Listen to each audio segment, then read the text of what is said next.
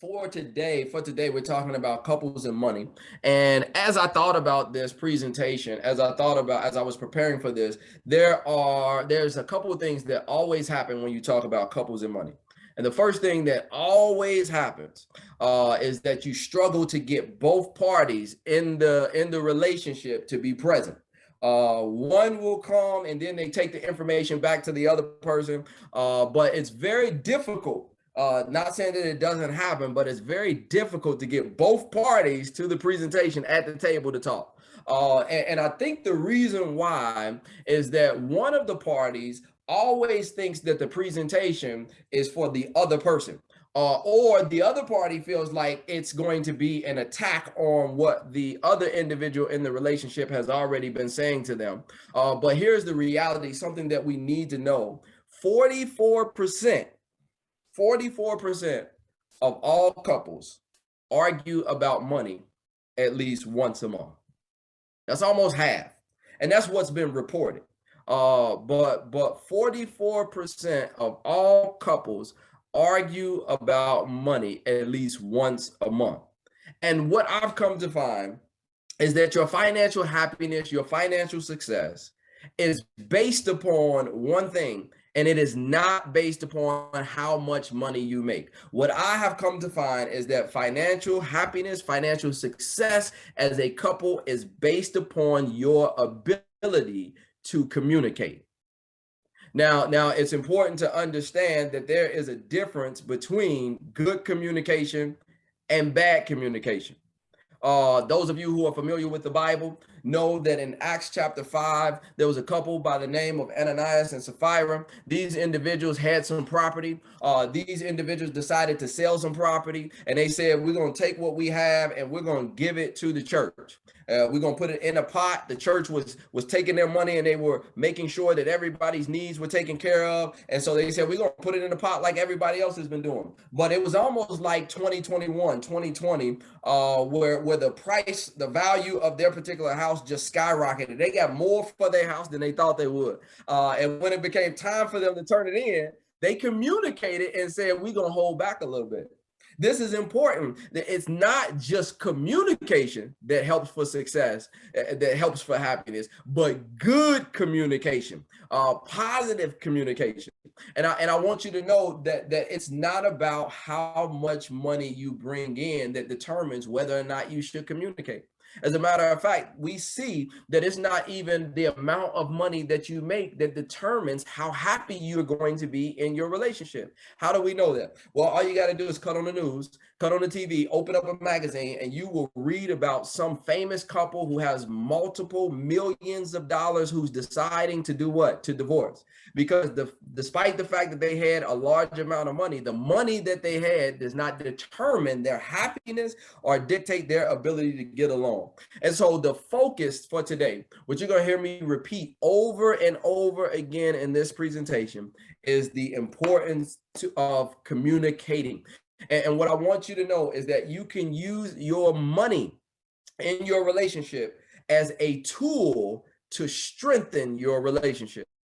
That's right. Your money is supposed to be looked at as a tool that is used to strengthen your relationship. Now, there's other components, going to church, being a part of a small group, making sure that you interact with other couples. These are other tools that you use, but money is also a tool that you can use to strengthen your relationship. And so I hope you have your paper and pen with you, or pencil. I'm gonna give you a couple things that I have found that are essential if we're going to use money as a tool to strengthen our relationship.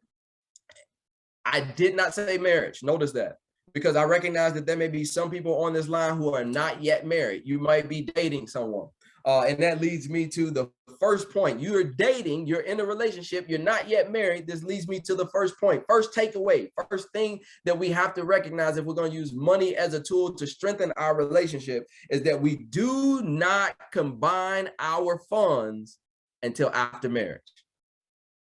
Oh man, we do not combine our funds until after marriage. Listen, I've seen it happen over and over again. I'm also including in this thing co-signing. Do not co-sign. Just imagine with me for a moment. You're in love with this person, y'all dating. You've co-signed on that couch that y'all are gonna put in the living room, and then y'all decide to break up. What y'all gonna do? Cut the couch in half? Or are you expecting for that individual, right, who has that couch in their living room, are you expecting for them now to give you back your half of the money that you contributed? So I'm gonna say this. I'm not gonna say that in a relationship with an individual that you cannot exchange money, but I will say this: count it as a gift. I know individuals who have no debt, right? And their significant other, right, that they're dating, or maybe they're engaged to, has some debt. I know individuals who said, you know what, I want to pay off their debt so we can both be debt free. If you're going to do that, give it as a gift. But do not combine your finances until you become one. That's the first thing. And then after you become one, after you've joined together in holy matrimony, then it's time for you to combine your funds. Before you get married, there should be a yours and there should be a mine, there should be a his and there should be a hers. After you get married, I submit to you that it's okay. I'm gonna tell you why in just a second. It's okay for you to still have the yours and the mine, but you need to also develop a ours. O-U-R-S, ours. And here's the reason why. The first step, so after you've gotten together, you're official now in your relationship, you have come together and become one in marriage. The first thing that you need to do is start communicating your dreams and or your goals. Sit down with your spouse and say, hey, in 5 years, this is where I would like to be. In 10 years, this is where I would like to be. In 20 years, this is where I would like to be. And both of you are sharing your goals, your desires. Listen, when you come together as one, it is not an opportunity for you to come together and die, but you all come together and you both support each other in the dreams, right? You journey with each other on the dreams that you have for your life. But this takes you taking the time to actually communicate with each other. And as you're communicating, you want these goals to be collaborative. You want it to be something that both of us are pouring into, both of us are making happen, both of us are contributing to, both of us are invested in. And that's why it's important that you take the time to sit down and put everything together. Let me ask you, it's football season right now.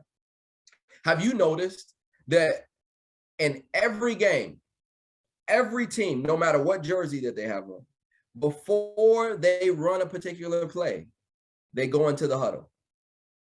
Have you noticed that? You know the reason why they're going into the huddle? They're communicating the goal. Depending on how much time is on the clock, they may go for a touchdown or they may go for a field goal. Maybe their goal is just to get a first down, just get a little bit closer, or maybe they're going to go over the top, but they come together in the huddle and they talk about what it is they're hoping to accomplish. And then this feeds the next level. Now that we've communicated our dreams, we develop a plan. And I submit to you that this plan has to be realistic. Now we can dream, and I'm a dreamer. I like to dream big, but my wife does a great job of bringing me back down to reality and saying, hey, I know that this is what you want to do, but we have to be honest about our ability to accomplish what it is that we're setting forth to do. See, as a couple, let's just say hypothetically speaking, as a couple, you make $50,000 a year as a couple. And so your regular bills, just stay with me for a moment, your regular bills, your regular cost of living is $45,000. But you have a desire this year to go on a vacation. And that vacation is going to cost you $10,000. What are you saying? When you make this plan, you dreaming big and you start putting together this plan, what are you saying? You're actually saying then that we're going to adjust how we're living, right? And maybe we cut down that $45,000 that we spend on a monthly basis. Maybe we cut it back to 40, and that gives us the room, right? The 10 that we need to go on vacation. Or maybe we're saying, you know what? We're consciously going to go into this year, still do the 45. We only have 5 that we can put with that. So we're going to borrow the other 5 from somewhere. I submit to you, even in that, it's important that you communicate, because if you borrow from somewhere, what you borrow is expected to be paid back. And so now every time you borrow, that's another bill that's being added, that's consuming. So now you're adding whatever it is that you borrow, those payments now get added to that 45,000 that you're spending on a yearly basis. I hope that you all are still with me. And so it's important for us to communicate. And when we're communicate, we're being realistic about what it is we want to accomplish. And the way that we communicate best, I found, is by having a budget. By having a budget. And I want to make sure that we understand that budgeting is not you at the end of the month looking back over everything you spent and checking off a list to say, oh, okay, now I know where that money went. That's not budgeting. That's just recalling what you spent. Budgeting is you sitting down before the month begins and saying, we have this amount of money coming in. These are the things that we're expecting to do in this month. These are the goals that we have that we need to contribute to for the future, but this is what we have coming in. These are our obligations for this particular month. And you sit down and make up a plan to say, how is it that we're going to accomplish all of our goals and achieve all of our obligations with what it is that we have coming in? It's important for you to understand too, that your budget has to be based upon what you're actually making. And this is why it's important for it to go beyond just being yours and mine to being ours.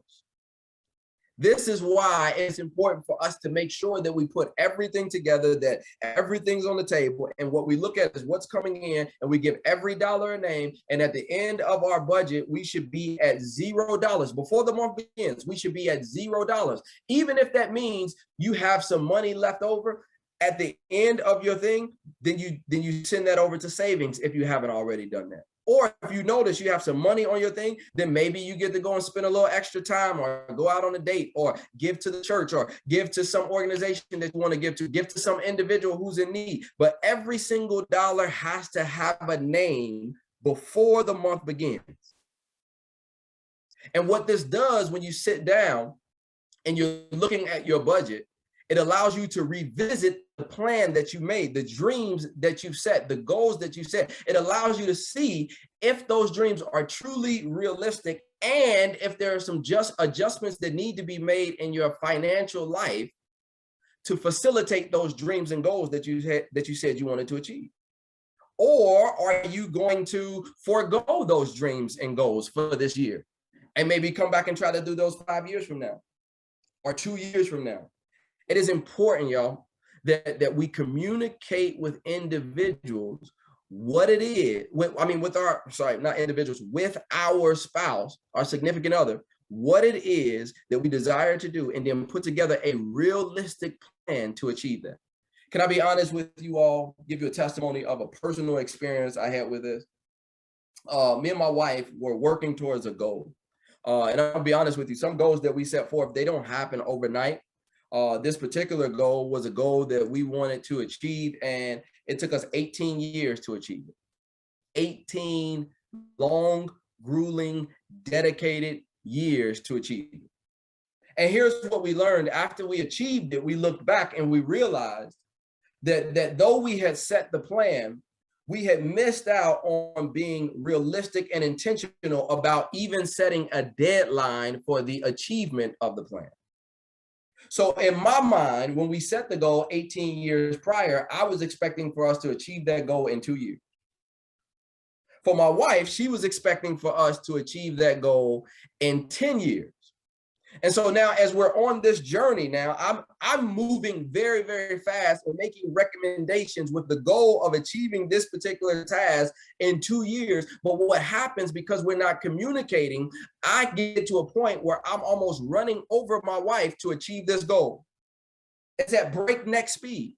And I don't know if you've ever gone out running with someone who just runs at a different pace, and you've tried to keep up with them, and you tried to keep that smile on your face, and they kept asking you, are you okay? And you were like, yeah, I'm good. But deep down inside, you about to die. That's how it was for my wife. While on the other hand, so we would have some times over this 18 years where we would go on vacations with friends. We would pursue purchases of cars and other things. And I'm gonna be honest, we would be on vacation and we would be having a good time. But while we're there, because my mindset is we could be done with this in 2 years, every dollar we spent was frustrating for me. Every time we came back from vacation, I would say, man, that money could have went towards this and we would have been done by now. We would achieve my goal of being done in 2 years had we put that money towards this. My wife is having a great time. She's not as burdened by what's going on because she's looking at us doing this in 10 years. And so while I'm running too fast and that's killing her and causing conflict in the union, on the other side, she's going too slow, right? And I don't know if you've ever been with somebody and they walk slow and you just be like, yo, we just gonna meet at this destination because you just taking too much time. Well, that's what we were. And this is why it's important to sit down with your mate, with your spouse, and share the plan, be realistic about what needs to happen, make adjustments as you're going through, and be honest about the adjustments that need to be made. And what I found, this last point on using money as a tool to allow you to achieve success and to have happiness in your union. The last thing that I found that is vitally important, that helped us, is that you need to institute an allowance for each other. And this is, again, why it's important to put everything together in one pot. And as you put everything together in one pot, now you look at the pot and you say, based upon the bills that we have, based upon the dreams that we have, based upon the goals that we're pursuing, how much are we able to allocate to each one of us having free ability to just live life? Here's the thing. Ladies, you might want to go out with the ladies and just have a good time. You should be able to do that. Guys, you might want to go hang out with the guys. You should be able to do that. You might have a friend that needs to borrow some money from you. And you don't necessarily want to come home and be like, hey, babe, can we pull some money out of this place where it's already allocated to something to give to so-and-so? What I found is that by having an allowance, a personal allotment that each person gets every single month, is it takes away the frustration. It takes away the need for ladies to hide purses in the trunk of the car, hide those purchases in the back of the closet, to hide those things under the bed. Listen, what it does is it frees you up to make some personal decisions. This is why I said it's important to have the hours, but you can keep the his and the hers. You can keep the yours and the mine accounts, because that the allowance that you get every month is going to go into these respective accounts. And what it does is it frees you up to just live life. And I'll be honest, in my relationship, my wife is a person who, she takes her allowance and she'll spend it every month. Whereas me, I hold on to my money and I'll wait 3 months or I'll wait 6 months, and then I'll just go do some major spending. And so just imagine that, don't take this as law. I'm just giving you an example. Imagine that our monthly allowance per person is $500. Notice that I said we both get the same amount, $500. It's not based upon you get your allowance based upon what you make and I get my allowance based upon what I make. Nope, we're putting it in a pot. We're looking at this pot and we're saying, from this pot, how much can we equally receive? So let's say, hypothetically speaking, in my marriage, it's $500 a month per person. So my wife gets to go and she gets to spend every month $500 doing whatever she wants to do. I can't get mad now when I see her coming in with bags every single day. But on the other hand, because I'm a person who likes to stack my money up, 3 months from now, I may go spend, and I said this is hypothetically, but I may go spend $1,500, or I may go spend after 6 months, $3,000. And here's the thing, she can't say anything about it, because this is my allowance. This allows me to go and still be an individual while still working towards the corporate goals that we have going on. This is important. This creates a level of freedom that just enhances. Remember, I said your money is supposed to be a tool that strengthens your union. You're just using this money to help create happiness in your union, to help create success. You're achieving goals together in your union. But the money is not something that should cause friction and fights every single month if you're doing what I'm sharing with you today, if you're communicating. And so now there's another level to this thing. There's another level to this thing. Your money, this tool that is used to enhance your marriage, right? To strengthen your marriage, is also a tool that can be used to develop your or develop your legacy. Because your tool should not just be something, if it's created success for you as a couple, you should want it to be duplicated for other couples, and you should want it to be duplicated for other generations who may come after you.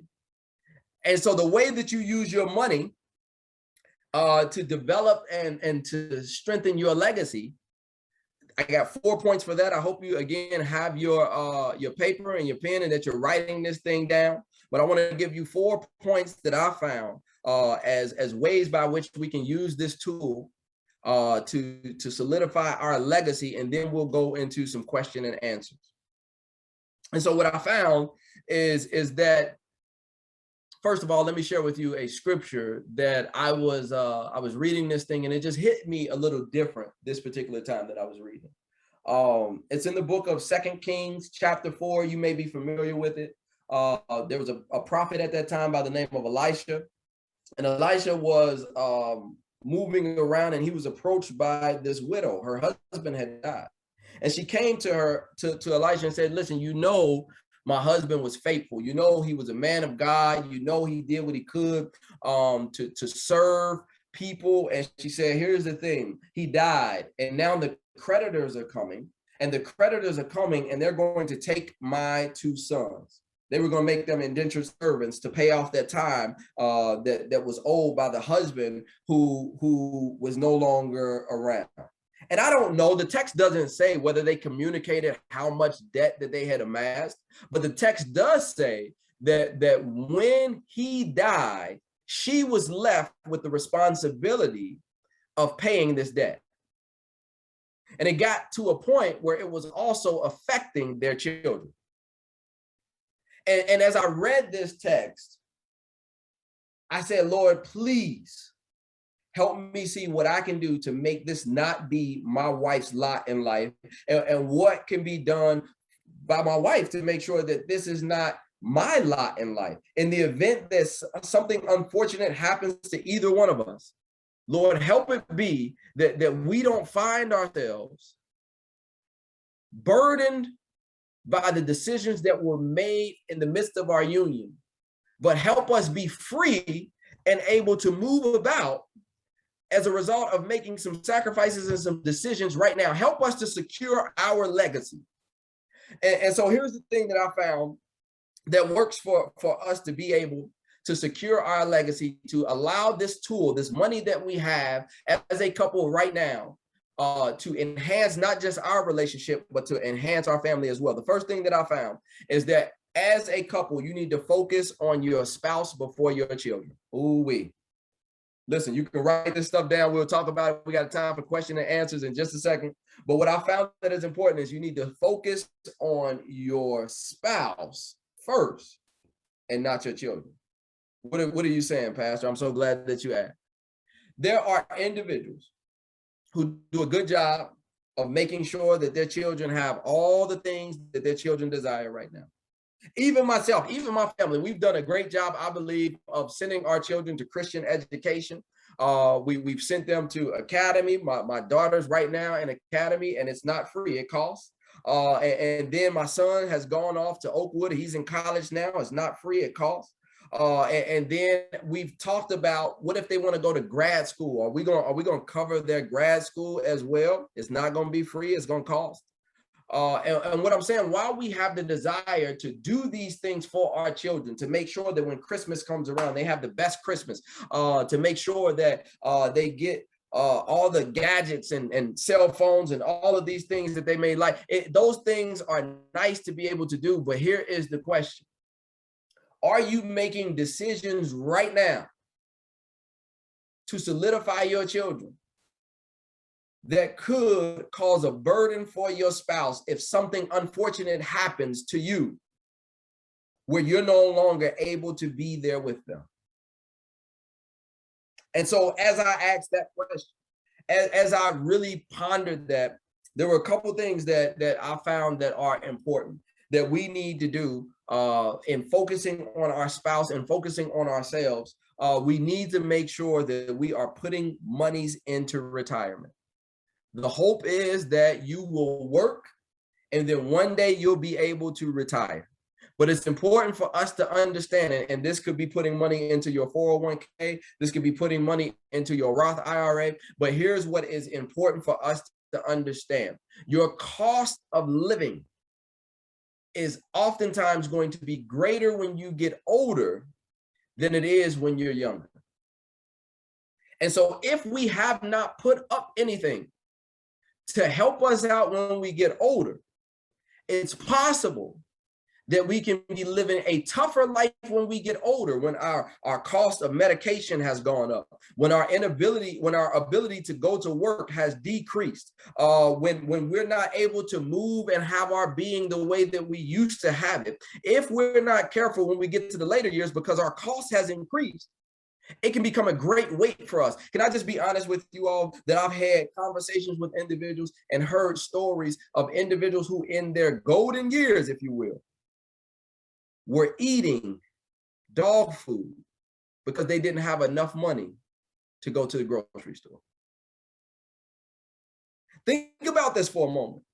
You've taken your time and you've poured into your children as they were growing up. You've made sure that they had all of these things. You made sure that you put them first. And now you've gotten older, your cost has increased. You don't want to put the burden on your children. And so now you're eating dog food because you don't want to burden your children by telling them you don't have enough money to go to the grocery store. I'm talking about real stories. Or maybe you do have that relationship where you can call your children. Is it fair for your children to now, while they're trying to build their own life and take care of their own children, now have the burden of also trying to take care of mom or dad? And so there are decisions that we can make right now. And these are not always easy decisions, but there are decisions that we can make right now that can help make things better for us in the long run, and also make things better for the generation that's coming behind us. And the way that you do that is you plan for retirement right now.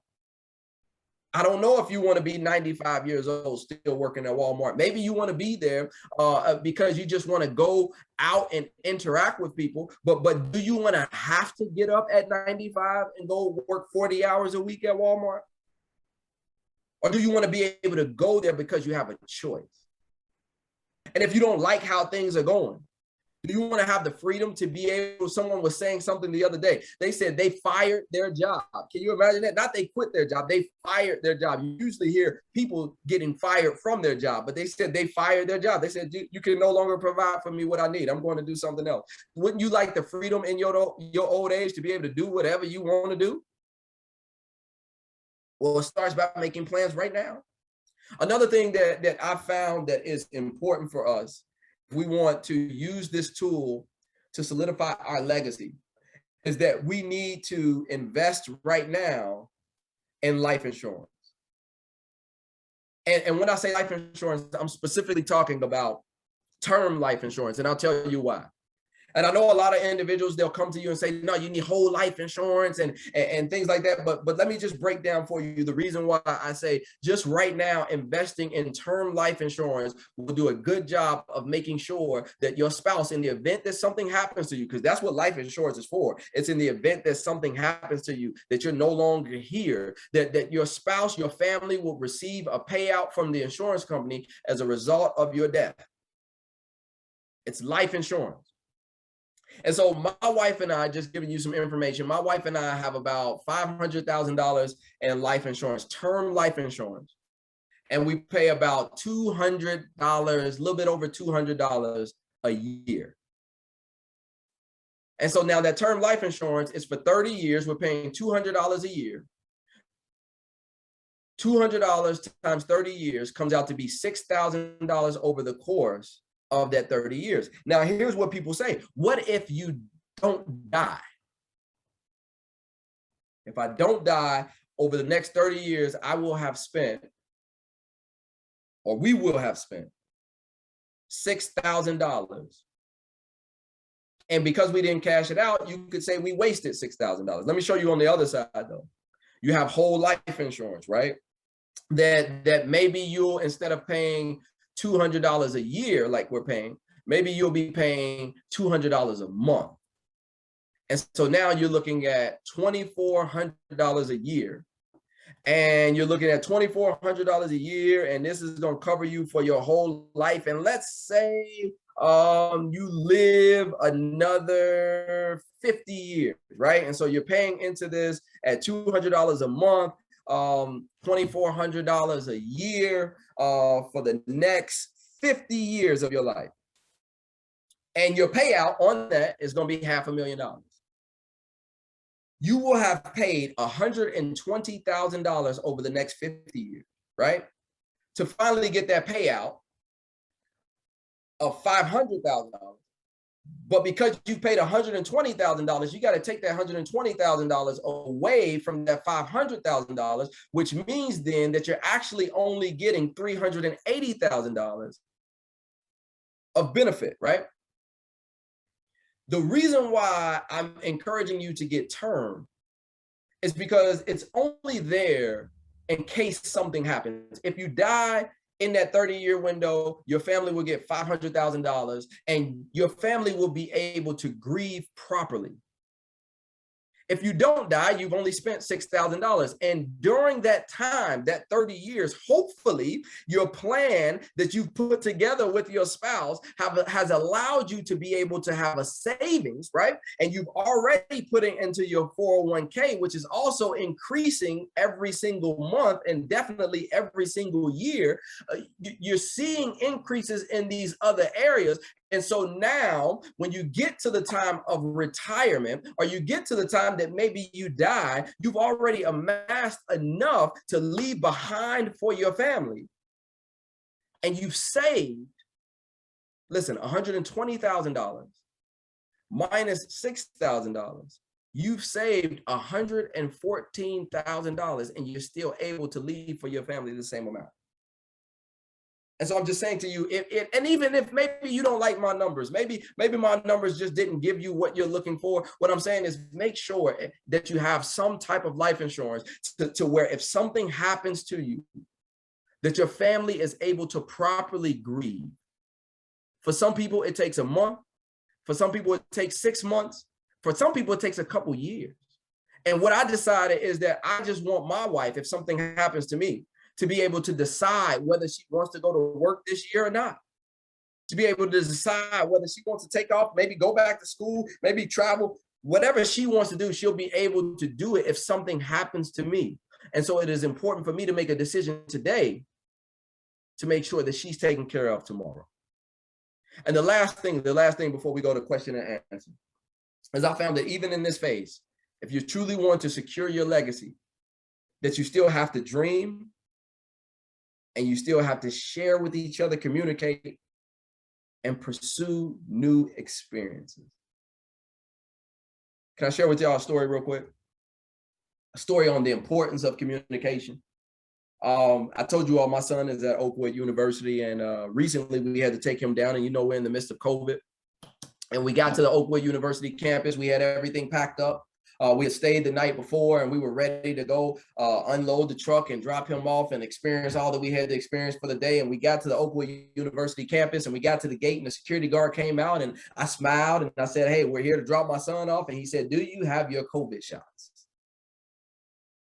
I said, yeah, we've been vaccinated. We're good to go. Come on, let us in. He said, no. I mean, do you have the proof that your test that you do not have COVID right now? I said, no, what are you talking about? What do you mean, do we have it? He said, well, it was communicated with the students that you needed to make sure that you got a COVID test before you got here, and we can't let you on. I said, well, we brought my son down here to drop him off on campus. We drove 6 hours to get here. If we cannot get this test taken within this day, what am I supposed to do with my son? He said, well, I guess you're going to take him back home.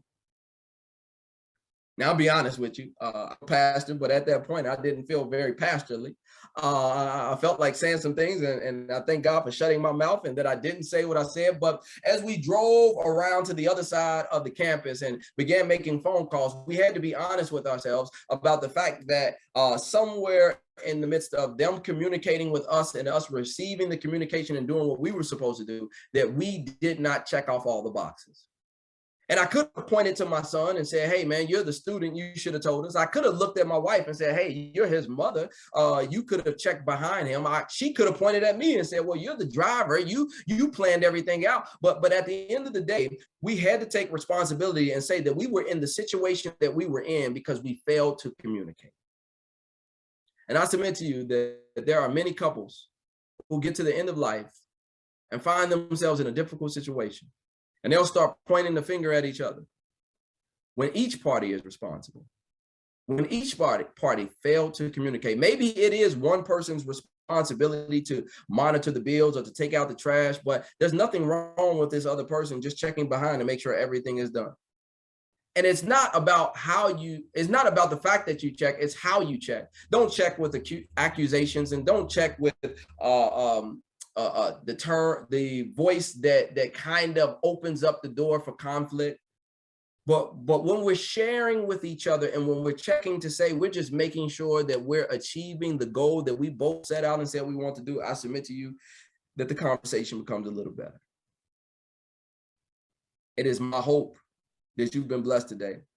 It's my hope that you've received something that you can take with you. Use your money as a tool to create happiness and success in your union. But I submit to you that it's going to be important that you communicate. Success hinges on effective communication. All right, now we're going to open up the floor. We got a couple of minutes, time for question and answer. We definitely want to hear from you. There's a couple ways that you can do this. You can simply just press *6. I think there's enough of us where it won't be too much noise. If you got some questions about couples and money, some scenarios that you want to run by us, you can do that. Or you can raise your hand and we'll call on you and you'll be able to speak. But we definitely want to hear from you. Any questions or comments as it relates to couples and money, the floor is yours. Yes, Pastor. How could there be a balance on both parties? How can there be a balance on both parts? Can you give me a little bit more information before I answer? I don't want to answer something you're not asking me. Where that both parties have the same goal. One may have one goal and another one has another goal. But bringing those two goals together and balance it out, where there's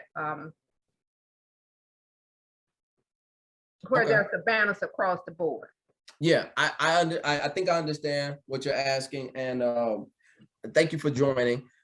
I mentioned this early on that it is important, one, for communication. Communication balance doesn't happen without communication. Even when you're unbalanced, you got to communicate to your spouse and say, hey, we're a little off in this place. But balance also comes with seeing that this is our goal and not just your goal. And so as a couple, you got to sit down. This was the first point. I gave a couple points. I know you jumped on a little later. The first point is that you need to communicate your dreams and your goals with your spouse, and these dreams and goals have to be collaborative. You have to be saying, how can we work together to achieve this goal?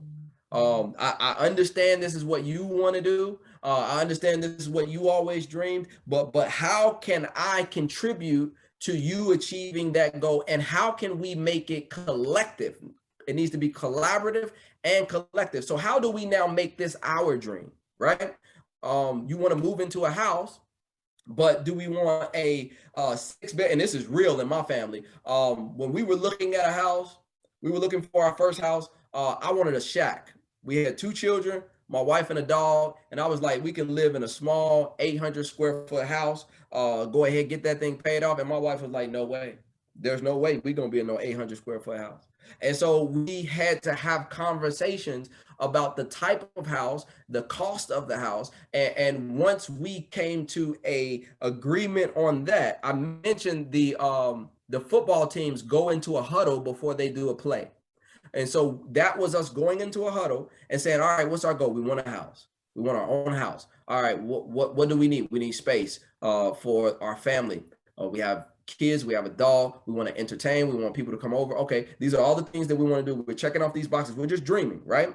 And then after that, we develop a plan, a realistic plan to achieve that goal. But first, we have to see this dream, this goal as our dream and not just your dream. It has to be both of our dreams in order for us both to be invested in this thing. I mentioned, and I'm gonna go to the next person. I mentioned the fact that as me and my wife were pursuing a goal that took us 18 years to accomplish, and sometimes it felt like I was pulling her too fast, and at other times it felt like she was slowing me down. And that was because we did not have a concerted, collaborative vision on where we wanted to be and the time that it was going to take for us to get there. So if you want balance, it is important for you to communicate with each other and make it collective and collaborative. I see the Fields line unmuted. I hope that answers your question, Ms. Bailey. Yes.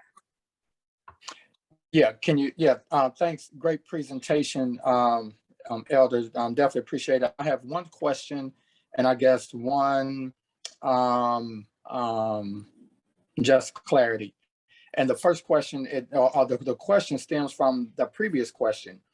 As that question was being asked, I was thinking in my head, as far as, which plan or which plan would be more, I just lost the word, attainable. So for example, if two have a goal, and this, I'm just getting your thought, just give me your thought, your thoughts on it. Mm-hmm.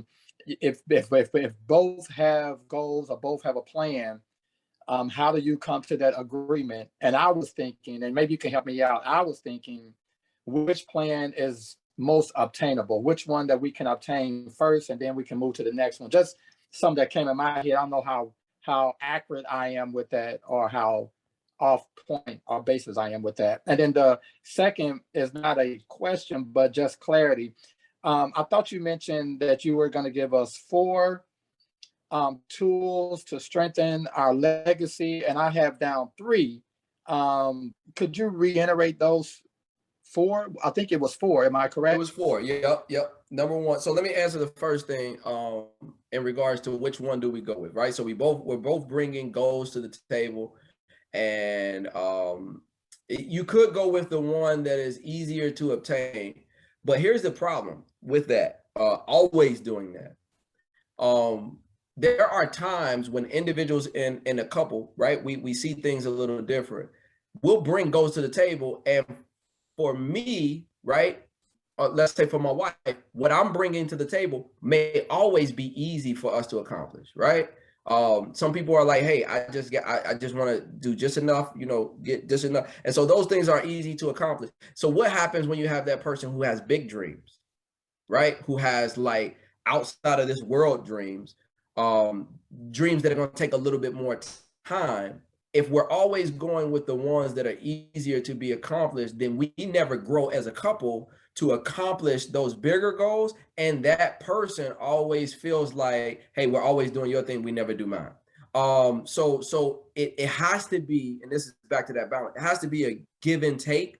Right. Some of them may always be easier, but sometimes we got to stretch as a couple to say, all right, well, let's do something a little different. I'm gonna be honest with you. My wife and I, we're looking at a vehicle right now, and our vehicles have always been within a certain price range. Well, she came to the table one day and she's like, I would like to have this particular car, right? And I looked at the price of this particular car, and I'm like, yo, what? That ain't in our normal range. So then we had to sit back and say, okay, well, is it does it make sense for us to go for that range, right? Is it possible for us to get to that range? And if this is something that you truly desire and it will benefit our family in having this thing, and it's not outside of, like, it doesn't cause us to, step away from God or anything like that, let's pursue it. It's a big dream, something we've never done before. So let's go for it. And so, yes, you look at, which one is easier sometimes, but there are other times when you want to stretch. And then I'll also say this, as a couple, if me and my wife cannot come to conclusion on something, we don't do it. So if there is, and this is why I said that allowance comes in and stuff like that, but if we're saying, hey, somebody called us today and they're asking for $5,000, if we can't agree to give them 5,000, if my wife is saying no and I'm saying yes, I don't have the right to go into our joint account and take out that $5,000 and give it to that person that she was adamant about saying she didn't agree with doing. And so that's another element as well, is that if you cannot come to an agreement, you pray about that thing, you sleep on it. At the end of the day, if your spouse is adamant about the fact they don't think that's the move, then listen, or you're adamant about the fact you don't think that's the move, then you have to say, listen, this ain't for us, not right now. Sorry, we can't help you. Or maybe we can meet you at a lower number. Maybe it's $100. The 4 things that you said really quick too. The first one was care for your spouse, or plan for your spouse before your children. Mm-hmm. That was the first one. Retirement plan, life insurance, still develop and pursue dreams. This was a repeat from the one above, but you still want to develop and pursue new dreams. That's a part of that growing process that I was saying. You still want to grow and stretch the longer you're together. All right, thanks. And just for clarity, I was thinking, once we accomplish, if we went with the goal that we can obtain first, that we don't move to another goal until we fulfill the other spouse's goal. And so it's not always bringing a lesser goal to the table. It's that we'll do this goal, and once we accomplish this one, then we'll do that one. But we don't do anything else until that way. It's not one always bringing something to the table. Thanks, man. Appreciate it. No, that's good. That's good. And if I add to that, you do want to, as a couple, as you're pursuing these goals, on any team that you're on, as you're pursuing these goals, you need to kind of pick up some steam. And so that small one kind of allows you to know, oh yeah, high five, we work together. And that creates that excitement now to go on to that next one. So you're absolutely right. Thank you for that question. Anybody else? Questions, comments? We're talking about couples and money. We want to hear from you. We want to spread it out. I see somebody else unmuted. Want to let you know you have the ability. We got about 10 minutes. You have the ability to ask questions. Go ahead, Sister Bailey. Could you repeat those steps again, starting with number 1? I'm writing them down. I'm sorry. Sis, you might have to. Okay. All right. Here's the thing. I can't do that. I shouldn't have even done that for the last person, because there's a reward attached with our notes, and I know that you got here a little late. So I'm gonna create a problem if you don't come back into this. If you don't come back into this session for the next go round, I will make sure I send them to you. Okay. Is that fair? Fair. Thank you. And so I got to make note to myself. I'm gonna ask a question from the other section, since I just got asked for the bottom session and everybody has that one. Anybody else? Hey, we want to hear from you. Listen, this is not telling your spouse time or anything like that, but this is questions for couples. Like any question that you have on money, marriage, money, and couples. Like, what is it? I made a comment at the beginning that don't combine your funds until you're married. Some people disagree with that, but there is wisdom in that. But go ahead. Anybody else? We got a good number of people. Go ahead. What you got, bro? You talk about me? Yes, sir. Okay, because I can go on and on. You also made another comment earlier relating to spouses. Every month they are an argument. There's an argument or about money, and my wife well, she stepped out the room now. You also mentioned that when you have these sessions, wives are, it's always one spouse or the other, never both. Yep. So if we have a reward for that, just let me know. Anyway, I had, we don't argue over money once a month, but I did, and she kind of said, well, we have a discussion over. I said, yeah, I think it's important that every month spouses ought to have some type of communication or Yes. conversation about the finances. I said, but we're never at each other's throat, like what I believe what you were probably referring to as it relates to finances. But I think that every month there ought to be conversation in the house as it relates to the finances. That's what I was. No, I agree. And here's the thing that's very, very interesting. Previous generations, the numbers, aren't as good. There was one report that I was reading that 97% of millennials talk about money once a week in their relationships. So we're seeing a shift. And I believe, like, we got to look at how all this stuff compounds, right? So if half of the individuals are talking about money or having money fights on a regular basis, but we know that money fights are the leading cause of divorce, like the thing that contributes to divorce, money fights. And if you look at when separation takes place, like how many times have you sat in a courtroom or seen somebody in a courtroom or heard somebody who went through divorce and they were like, yeah, I'm finna fight for all my love back. Like, I'm getting every ounce of love that I poured into that individual. No, you don't hear that. You hear the fights about the money. You hear that individual say, I'm taking them to the cleaners. I'm taking them for everything they got. But it's very interesting when it comes to money. It's very difficult for us to sometimes work together. And I believe that success hinges on our ability to communicate. And so you're right. Yes, every single month you should be talking about it. Not fighting about it, talking about it, to make plans and to see if you're still on track. Anybody else have any questions? I see we have Lewis, last name Lewis on. We got somebody on their iPad. We got Sister Coleman. Anybody else, any questions? I see the host has a question. Go ahead, what you got? Just a quick question about before marriage. What kind of conversation should couples have before the wedding actually happens with regards to money? Excellent question. I believe that at that time you're putting everything out on the table before marriage, right?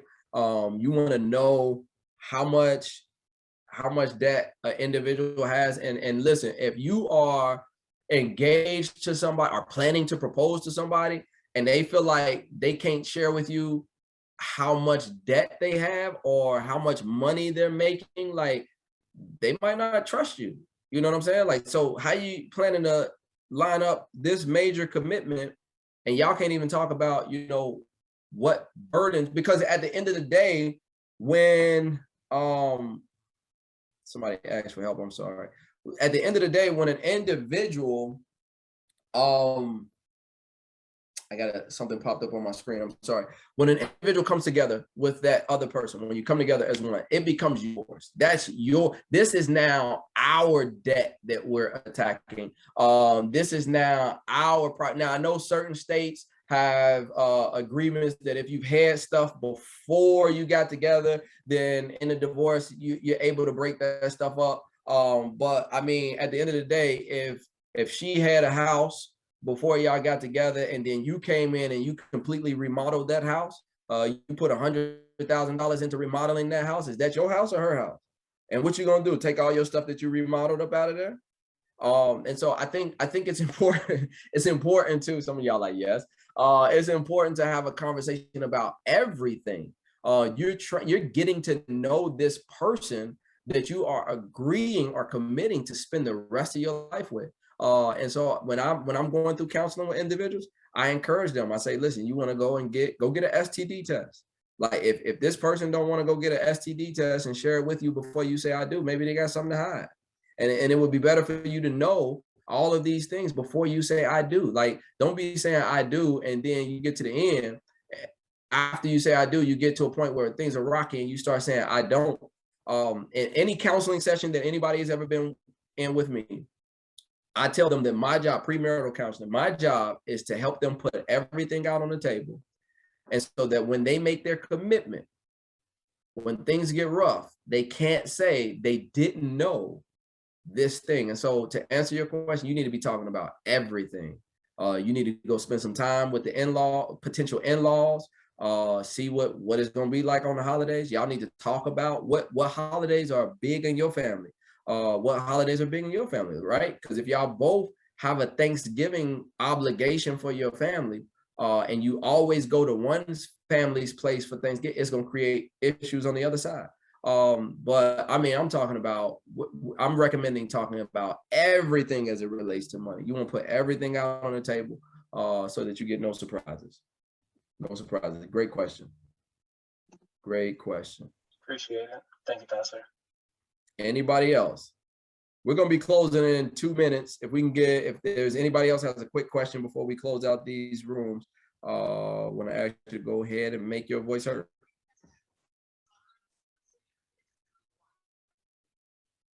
All right. Thank you all so much for joining. It is my hope that you were blessed, that you took away something from this presentation that will help you to use the money, the tool, for happiness and success. Don't let it be the thing that causes you to argue. Just let it be a tool that just helps you live life together with the person of your dreams.